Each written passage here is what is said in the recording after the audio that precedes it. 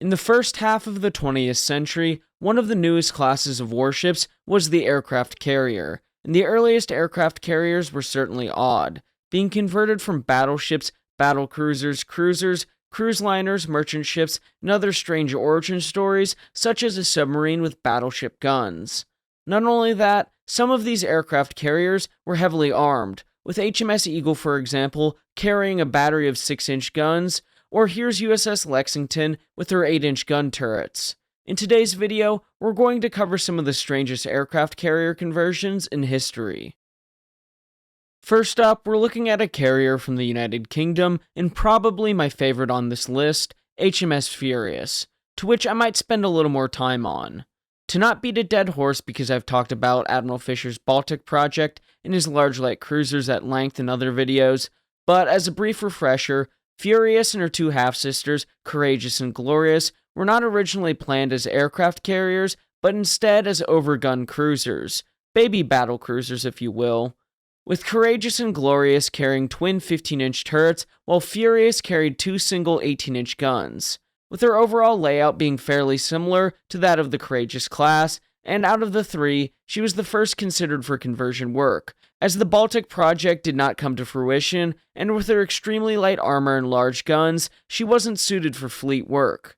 So in the first half of 1917, because of recommendations from a special board, where they suggested not installing her forward 18-inch gun, and instead replacing it with a flight deck and hangar. At first, Admiral David Beatty, the now Commander-in-Chief of the Grand Fleet, disagreed with this conversion, wanting her to retain both her 18-inch guns, but the board overruled this. With her design being otherwise unchanged, she entered service with this partial conversion in July of 1917, with the forward flying off deck being 228 feet by 50 feet with a hangar beneath. Initially, aircraft could only take off from Furious, but could not land on her, instead landing in the water and being picked up by boats. But the following month, Squadron Commander E.H. Dunning, who was flying a Sopwith Pup, made the first successful deck landing ever made on a ship at sea. He attempted to follow up the successful landing with another. Unfortunately, one of his tires burst and the aircraft went over the ship, with Dunning drowning in the process. With this mishap, and the accommodations for the aircraft not being sufficient, the aft 18-inch gun was removed, and an after-flight deck was fit with gangways being fit on each side of the funnel and superstructure to connect the landing and flying off decks. The aircraft complement increased by more than double. This conversion was completed by March 1918. In this refit, an arrestor gear was fit to the after landing deck, which was comprised of longitudinal steel hawsers stretched tight, ending at a ramp at the forward end of the deck. The Sopwith Pups were fitted with skids instead of wheels, with hooks on the sides to catch the wires to prevent the aircraft from going over the side of the ship. A net was placed at the rear of the funnel to prevent aircraft from flying into it, being replaced by vertical ropes. Landings were not easy, as the superstructure and funnels were retained with eddies occurring because of them, not to mention hot gases coming from the funnels. Few successful landings would occur with this hazardous setup, with most pilots choosing to land in the water to be picked up later by a crane, rather than attempting to land on the deck. In July of 1918, still serving as a flying-off platform, Furious became the first carrier to successfully deliver an air attack from a carrier on land-based targets when she launched 7 Sopwith Camels, which attacked Zeppelin sheds at Tondern. After the war, her future was somewhat in doubt, as she was laid up, but the Royal Navy was in need of aircraft carriers, so it was proposed that she be converted into a full aircraft carrier and not keep her interesting configuration. So, in 1921, the Director of Naval Construction, Eustace Tennyson Danecourt, decided to go through with the conversion. The conversion called for the ship to be cleared down to the present hangar, and in its place, 2 large hangars would be built, one on top of the other. The lower hangar would be an odd shape, containing workshops and offices. It was between 35 and 50 feet in width and about 550 feet in length, while the upper hangar would be 50 feet in width and 520 feet in length. Furious was supposed to carry 60 aircraft, but in reality, she carried no more than 36 at a time. 2 lifts would serve these hangars. These two lifts served multiple flying-off points on the decks with a length of about 340 feet.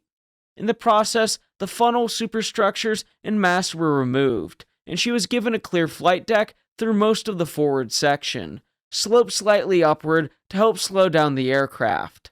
The nose of the upper flight deck would be rounded off, as experiments showed that it provided better aerodynamic conditions. The original flying-off platform was retained as another takeoff platform and was intended for small fighters to be flown off from this lower deck. Safety nets would be provided on each side, and palisades, or more simply, large barricades were added on to do the same job. Cranes were provided on the ship's rear so that the ship could work with seaplanes. The considerable rise in freeboard, exposing the ship to more wind surface, necessitated Furious to have heavier anchors and cables than would be required for a vessel of such size. Armor would not change much besides the addition of a 5/8 inch thick flight deck and underwater bulges similar to those found on Royal Oak. The navigation arrangements were fit to the fore end of the upper hangar, being duplicated on either side of the vessel with a gangway connecting them. The armament was to consist of 5.5 inch guns, including 6 high-angle guns, as well as 3-pounders and machine guns. The machinery spaces remained where they were, but required new horizontal arrangements for the discharge of gases aft. This reconstruction would take place between June of 1921 and September of 1925. Furious went on to serve with the Royal Navy throughout the interwar and through the entirety of World War II. Furious did see several upgrades throughout her career, including the addition of an island structure. Furious is on this list because of her 3 unique conversions and just how odd she looks after the addition of her second flight deck. The next carrier on the list is the USS Langley. As other naval powers of the world experimented with aircraft carriers, the United States looked to experiment as well, not having battleships, battlecruisers, or large light cruisers to convert. Not yet, at least. The United States turned to the fleet collier, USS Jupiter. The ship started life as a collier built for the U.S. Navy, with the distinction of being the first turbo-electric ship in the United States Navy. Jupiter had a standard displacement of 19,360 tons and would have a top speed of around 14 knots, with its twin turbo-electric motors. She was laid down in 1911, launched in 1912, and commissioned in 1913. The purpose of Jupiter and her sister ships was to support the growing U.S. fleet and expand their range by supplying the coal the ships would need to go long distances. She was commissioned and stationed on the Pacific coast of the United States until October 10, 1914, where she used the newly built Panama Canal to move from the Pacific to the Atlantic and made her way to Philadelphia. Before World War I, she was attached to the Auxiliary Division of the Atlantic Fleet and cruised in the Gulf of Mexico. When the United States joined the war, she was assigned to the Naval Overseas Transport Service. She was to transport coal as well as transporting soldiers from the United States to the European theater. Foreshadowing her future career as Langley, she transported a naval aviation detachment to the UK. After the war, she first stopped off in Norfolk in August of 1919, where she was transferred to the West Coast, but recalled because of her conversion to an aircraft carrier had been approved. Being a collier made her pretty well suited for the task of conversion to an aircraft carrier, which could easily be adapted into a hangar, although the main hangar was open air. A new flight deck was built on top of the ship. The ship had an elevator and 1 catapult. Another feature that was similar to contemporaries, like the Japanese Hosho or Furious, her bridge was put at the front of the ship. Now, her armament consisted of 4 5-inch or 127mm guns, and her aircraft complement was about 36. Now, due to the public apprehension about new warship construction and the ambiguity of the unsigned Washington Naval Treaty, she was not recommissioned until 1922, with the Washington Naval Treaty providing for experimental aircraft carriers like Langley. In October of 1922, Langley launched her first aircraft from her deck. Although not the first time in the world that a plane launched from an aircraft carrier, it was the first time for the United States Navy, which meant the dawn of the carrier age was born for the United States Navy. Langley spent 1923 doing public exhibitions and fleet exercises, with much of the same for 1924, except spending the summer in Norfolk doing repairs and alterations, and then transferring to the West Coast to join the Pacific Battle Fleet in San Diego. By 1927, Langley had a regular schedule of operating from Guantanamo Bay Naval Base and alternating between there and Hawaii for fleet exercises, which was her career until 1936, wherein she was converted into a seaplane tender as she could not compete as a fleet carrier with much larger ones in service. Now designated AV-3, Langley spent the rest of her career with this designation, being sunk by Japanese aircraft in February 1942 as she was trying to transport planes to the Dutch East Indies. Langley was critical for aircraft carrier development for the United States, and coupled with her being an interesting ship as a coal collier, it just gave even more reason to put her on the list. Now, I want to do a fun carrier conversion, and I can see no better class to do this than the Japanese Ise Class battleships. Yes, I said battleships, as that's what they were when they entered service in 1917 and 1918. Ise and Hyuga were battleships powerfully armed with 12 14-inch guns, the same type as in the preceding Fusos, and a top speed of 23.5 knots. The Ise class spent a majority of their life as super dreadnought battleships with refits and reconstructions throughout their lengthy service to keep them modernized. However, where things start to get interesting is following the Japanese defeat at Midway, where they lost 4 aircraft carriers, and their need to put more into service. Although it took time to put an idea together, nevertheless, the Japanese thought of converting the battleships into battle carriers. This idea was approved, and Hyuga was converted from May to November 1943 at Sasebo, and Ise from February to August at Kure.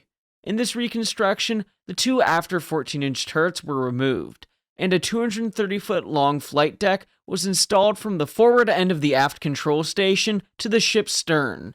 A single T-shaped elevator moved aircraft from the hangar to the flight deck, which was covered with 8 inches of concrete as a means to restore the ship's balance after the removal of turrets 5 and 6. The deck was not large enough to allow the launching or recovery of aircraft.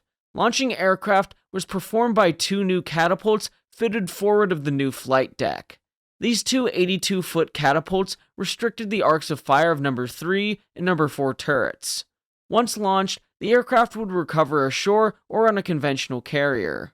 By using the flight deck and the 131-foot hangar, up to 22 aircraft could be carried, 9 in the hangar, 11 on the deck, and 2 on the catapults.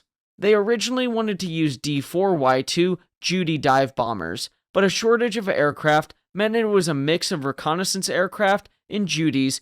With the addition of 44 dive bombers to the aircraft carrier fleet, the conversion did make sense, especially considering their age and their top speed not being that fast, so they weren't exactly useful as battleships. As with other battleship conversions during the war, they had upgrades to their anti-aircraft complement, with 4 twin Type 89 guns for a total of 8. The twin 25mm morale boosters were replaced by 19 triple mounts, and to compensate for the additional weight, all the casemate guns were removed. In 1944, additional mounts were fitted for a total of 144 25mm mounts. After their conversion to battle carriers, they were assigned to Carrier Division 4 in August of 1944, and in October, the Americans invaded the Philippine Islands, where Ise and Hyuga were committed to action. However, they went into battle with no aircraft, as Carrier Division 4's air group was decimated over Formosa the month prior.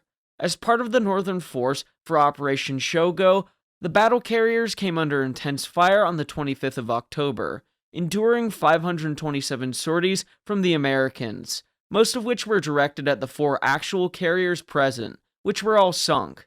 Ise took 42 near misses, 1 hit on number 2 turret, and a single bomb which hit near the catapult on the port side.